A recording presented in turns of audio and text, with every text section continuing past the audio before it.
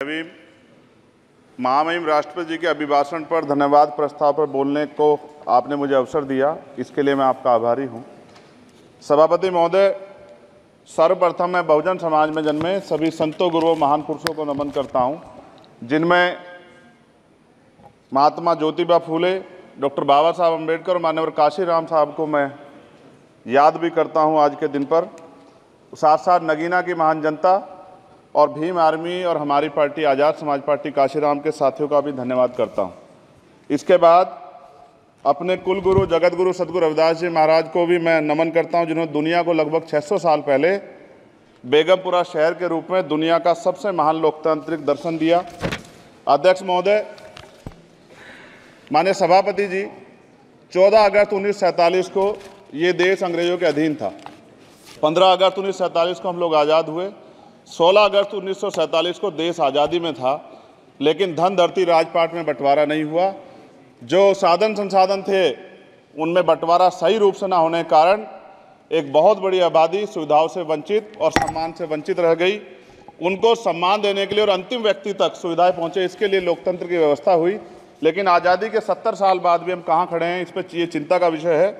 मैं मानता हूं कि सामाजिक न्याय तभी होगा माननीय सभापति जी, जब जातीय जनगणना पूरी होगी और जातीय जनगणना कराई जाएगी और साथ साथ संख्या के आधार पर आरक्षण जो है वंचित वर्गों का बढ़ाया जाएगा। उसके साथ साथ जब राष्ट्रपति जी अभिभाषण पर बात रख रही थी तो उन्होंने शहरी और ग्रामीण क्षेत्रों के विकास की बात कही और ये भी कहा कि दुनिया में सबसे उत्तम शहर हमारे यहाँ बने।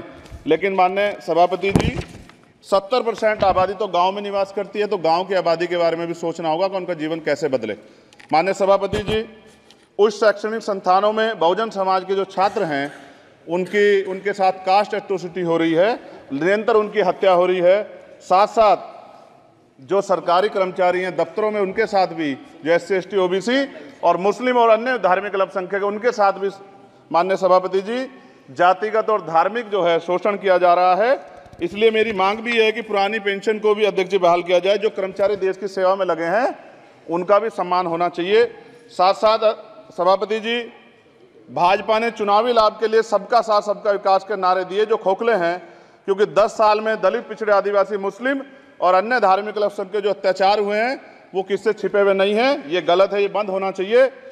सभापति महोदय जी, महामहिम राष्ट्रपति जी के अभिभाषण में निजी क्षेत्रों में SC ST OBC को रिजर्वेशन देने का कोई उल्लेख नहीं हुआ है, जो कि आज चर्चा का विषय, क्योंकि 98% प्राइवेट सेक्टर है, 2% सरकारी सेक्टर है, तो 98% प्राइवेट सेक्टर में भी हमारी हिस्सेदारी की बात होनी चाहिए।